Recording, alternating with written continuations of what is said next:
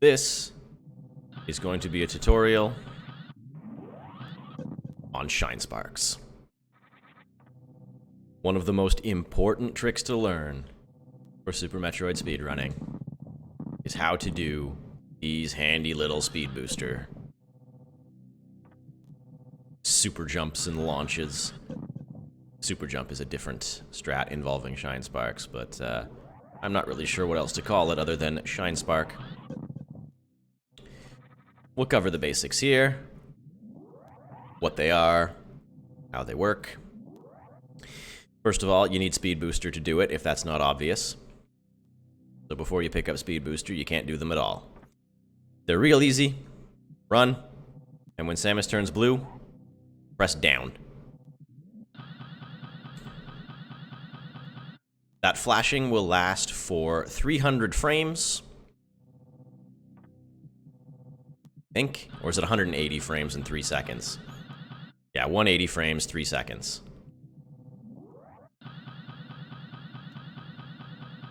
And then it disappears. So you have to use the spark within 180 frames. Spark. Yeah. That counter in the top left. Once it reaches 0, disappears. Okay. To launch one, jump.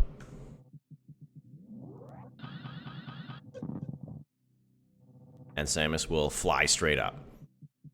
I have invincibility turned on, so I'm not losing any health when I do this. But normally it costs health to Shinespark. Turn invincibility off and see that $4.99 next to the missiles in the top left there? Yeah, see? It costs health to do it. But for the sake of making this easy for me. Now, these can be tricky to learn and get good at. But for most beginners, people just starting out, the most important one that they want to do is right up here.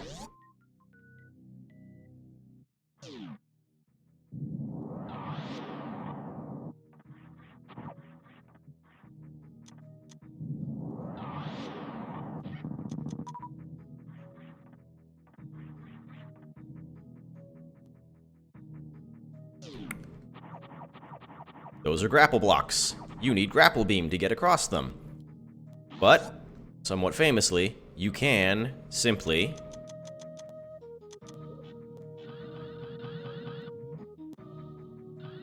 spark across.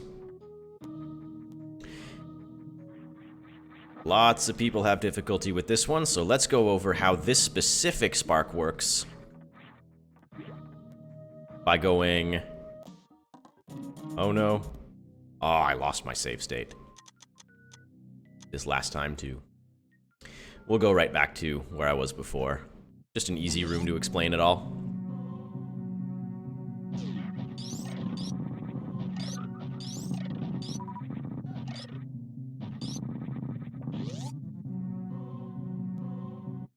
So.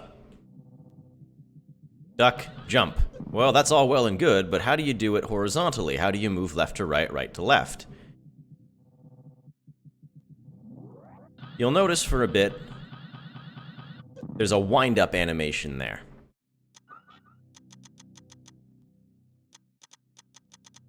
Turn invincibility back on. There is a wind-up animation that Samus goes through just before she jumps up.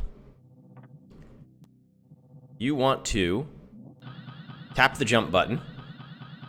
Tap it, don't hold it. Then, before the Shinespark runs out, that charge there, before she stops flashing, hold the direction you want to go, and then press jump again. So I'm going to... During the wind-up animation, before she actually launches the spark, the inputs are in the top left corner of the screen. B, A. It's just my controls. Your control screen might be different, but you can see what I'm pressing. Jump. The A presses are the jumps. Jump, left, jump. Jump, left, jump. Another interesting fact about Shinesparks is they can only be charged when you have Blue Suit.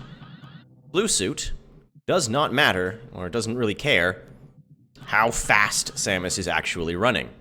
You can run pretty fast and never actually attain Blue Suit. Whoop, accidentally did there.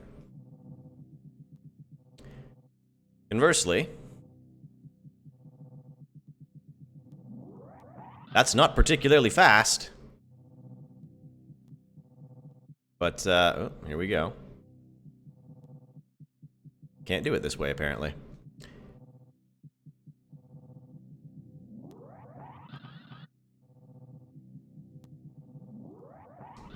Still have Blue Suit, though, even though you're not anywhere near maximum speed. And the reason for that is that Blue Suit checks for certain frames in Samus's running animation. If you happen to be holding the run button during those frames, your Blue Suit counter cycles forward by 1. Once it reaches 4, you have Blue Suit. Also, you don't have to hold run after, to just keep her momentum. After a certain number of frames of running, you can let go of run, and she'll just keep running.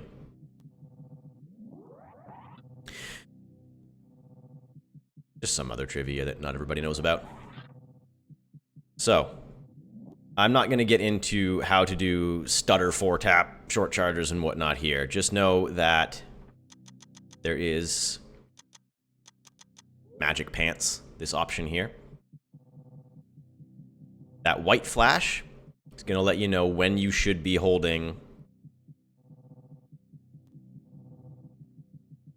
I can't do it, apparently.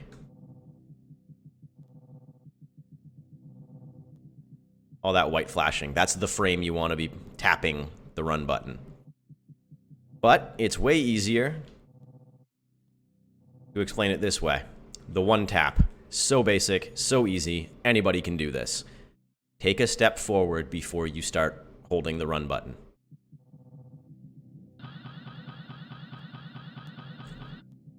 Let's see how long, if I hold run and go,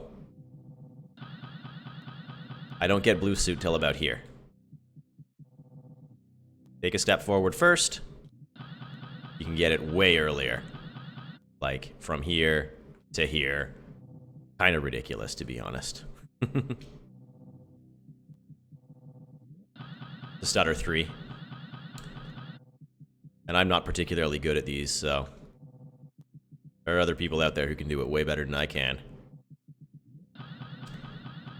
Anyway, that's important to know, because now we're going to head back here.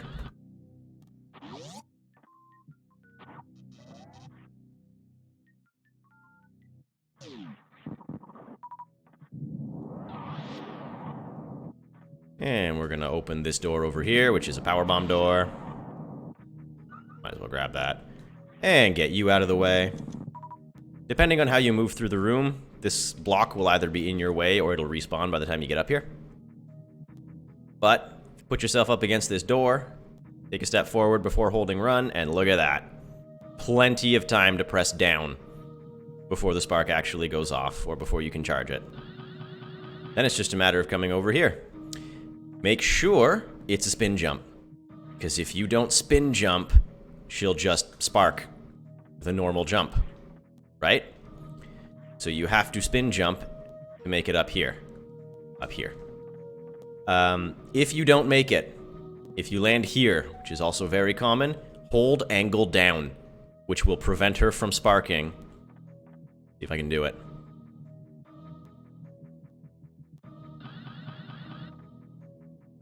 You can do a straight jump and not launch the spark.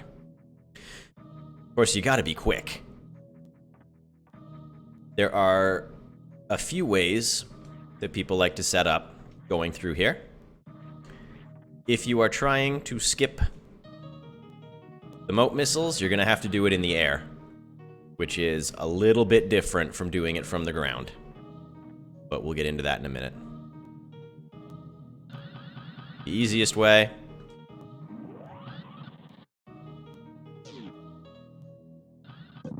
and you're across. Come over here, do the same thing.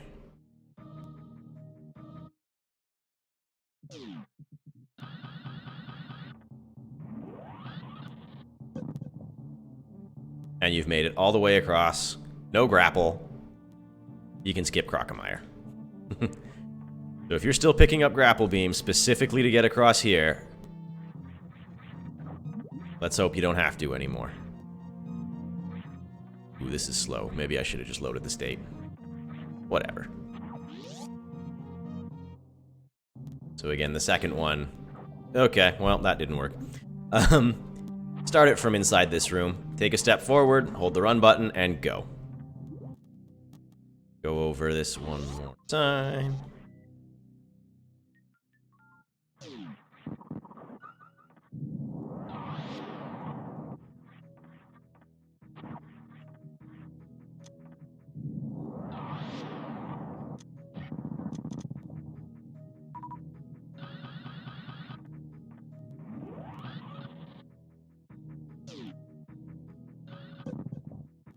That's if you happen to bonk.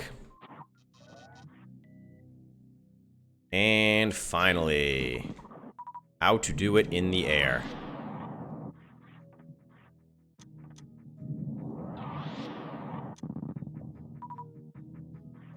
That hadn't respawned yet. You can't just jump, right? Because that'll launch the spark, so you have to spin jump. Which means you have to break the spin before you can put the inputs in. Once you've broken the spin, either angle down or pressing up, but don't hold it because you'll risk sparking up. You also can't hold angle down because she won't spark if angle down is being held.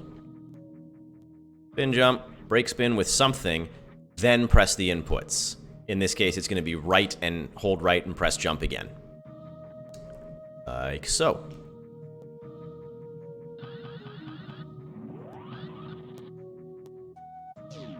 Do it that way, you'll fly right over those missiles. You want to save yourself the 7 seconds.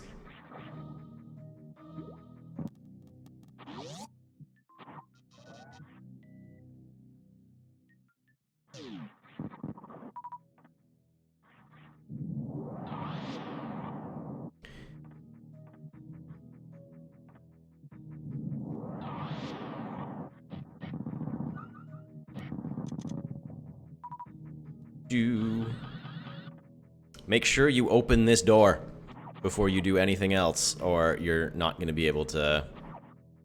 You can, but you'll reduce the amount of time you have to get the spark off. You can, if you are confident at it. 2-tap. For some reason I can't make it work. 2-tap. Gap skip. Jump. But that's a little bit more advanced. Just worry about getting over here and sparking across.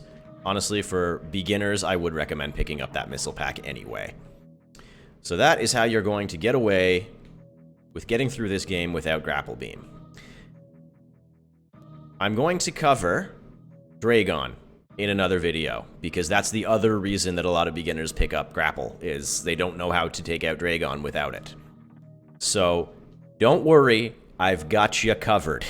We're gonna do that one too. Even if your Dragon kill is super slow, it's still worth skipping Grapple. So I think that about covers it. Just for this spark in particular. As you get better and better at the game, you can figure out more about how specific short charges work and what a stutter 3 looks like, and that was bad. For now, all you really need to know is take a step forward before you press and hold the run button. There you go.